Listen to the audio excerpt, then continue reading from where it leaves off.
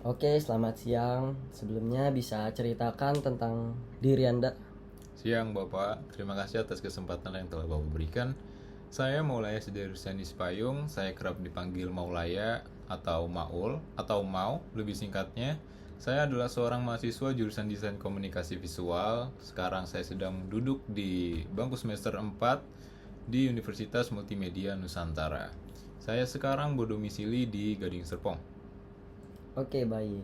Sebelumnya, apa yang membuat Anda tertarik untuk melamar di posisi desainer di perusahaan kami?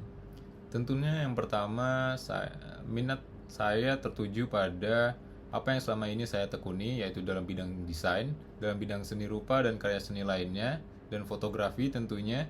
Lowongan yang perusahaan Bapak berikan itu sesuai dengan apa yang saya sedang tekuni sekarang.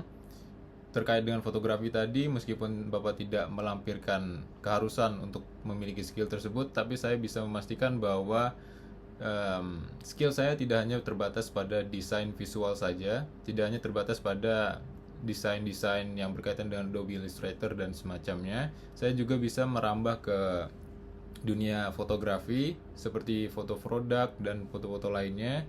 Kedua, saya sebagai mahasiswa yang masih duduk di semester 4, saya ingin mencari pengalaman seluas-luasnya, sedalam-dalamnya dalam bidang desain. Saya ingin bertarung di sini hingga memiliki pengalaman yang sangat banyak dan nantinya bisa lulus sebagai insan yang mampu berkontribusi banyak baik bagi perusahaan Bapak maupun bagi negara Indonesia.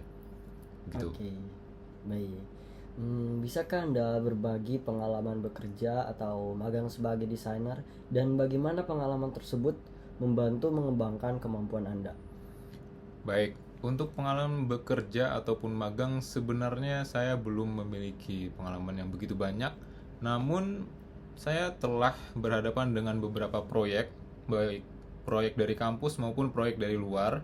Namun jika dibandingkan, proyek dari kampus itu masih mendominasi pengalaman saya, dan kebetulan kampus saya ini sering memberikan proyek-proyek yang sangat mirip dengan proyek yang desainer temukan di industri kreatif, seperti desain sebuah identitas brand, mendesain sebuah kampanye maupun periklanan dan desain-desain lainnya.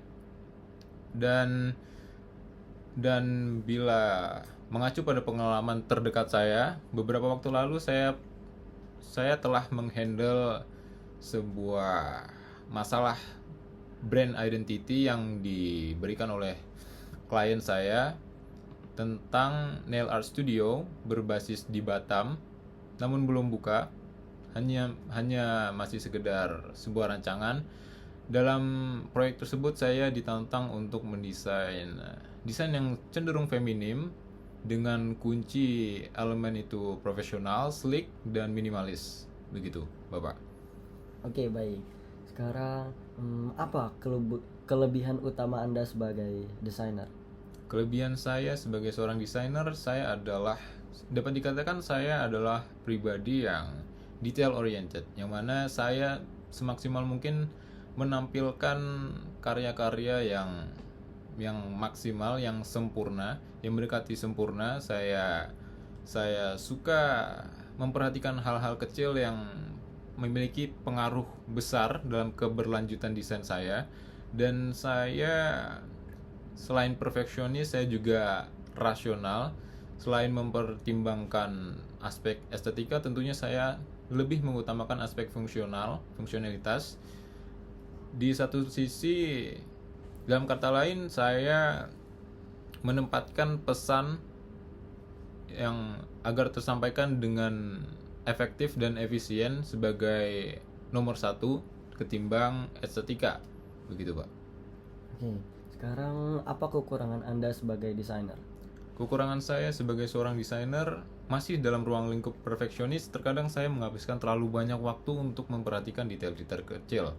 Namun untuk mengatasi kekurangan tersebut, saya seringkali menempatkan fase di mana pribadi perfeksionis saya itu bisa bertarung di bagian akhir dari sebuah proyek. Jadi saya membuat sebuah alternatif sesuai brief, saya lampirkan kepada klien, membiarkan mereka memilih yang paling sesuai dengan goal dari perusahaan mereka, baru saya setelah final saya baru melampiaskan jiwa perfeksionis saya di situ. Oke, baik. Sekarang bagaimana Anda mendeskripsikan gaya desain Anda? Dari mana Anda mendapatkan inspirasi untuk karya-karya Anda? Oke, secara sederhana gaya desain saya lebih cenderung kepada gaya yang minimalis namun sleek dan profesional. Jadi saya dalam arti lain saya tidak terlalu suka kepada desain-desain yang gayanya itu anti-design, yang terlalu ramai, terlalu banyak ilustrasi, apalagi ilustrasinya yang terlalu kekanak-kanakan. Namun saya tetap mampu berkarya, saya tetap mampu tampil secara maksimal bila diperlukan oleh perusahaan. Baik. Bisakah Anda menjelaskan salah satu karya favorit Anda dari portofolio yang Anda bawa?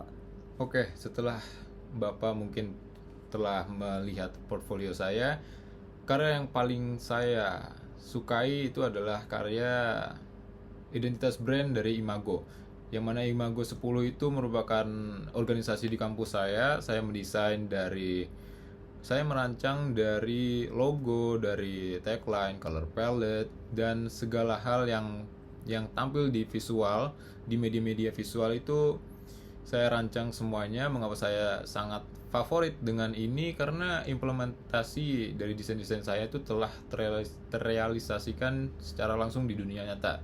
Sebagai contoh, di media sosial Imago yang terbaru itu adalah karya-karya yang telah saya desain, meliputi warna yang semuanya saya rangkum ke dalam sebuah grafik standar manual. Dan grafik standar manual itu telah sampai saat ini menjadi panduan anggota untuk mendesain visual-visual nantinya.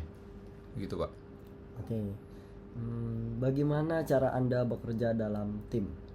Oke, saya mohon maaf sebelumnya, saya ingin menjawab bagaimana saya mencari inspirasi desain dulu. Jadi saya untuk inspirasi desain saya sangat mengandalkan Pinterest dan Cosmo. Lalu yang kedua saya juga mengandalkan Instagram dan media sosial lainnya. Untuk bekerja dalam tim saya mengutamakan brief untuk sebagai langkah pertama sebelum melakukan semua langkah-langkah lain untuk mewujudkan goal dari desain tersebut. Saya lebih memilih menghabiskan waktu yang lama untuk diskusi, namun arah dan tujuannya sangat-sangat jelas daripada saya menghabiskan waktu yang sangat-sangat lama untuk bekerja tanpa arah dengan tim. Begitu, Pak. Baik. Pernahkah Anda bekerja dengan klien yang memiliki visi berbeda dengan Anda? Sejauh pengalaman saya ini pernah. Saat itu saya mendapat seorang klien dengan usia yang berbeda jauh dengan saya. Mungkin beliau sekitar 40 hingga 50 tahun, yang mana preferensi desain, perspektif desain kami tentunya sangat-sangat berbeda. Saat itu saya dibeban tugaskan untuk mendesain sebuah cover dari karya sastra, dan visi beliau tentang desain itu sebisa mungkin desain itu berbicara informasi secara maksimal. Dalam arti lain, beliau ingin seluruh elemen ditempatkan dan diposisikan dengan ukuran yang visible, yang kasat mata atau besar, dan itu cenderung terjadi konflik batin karena menurut saya desain cover buku tersebut tidaklah jelek, namun bisa lebih bagus. Begitu. Dan kebetulan dari beberapa desain yang saya lampirkan kepada beliau, desain yang beliau pilih saat itu adalah desain yang sebenarnya paling saya tidak sukai. Begitu. Oke. Sekarang bagaimana Anda melihat masa depan Anda sebagai desainer di era AI dan bagaimana Anda beradaptasi?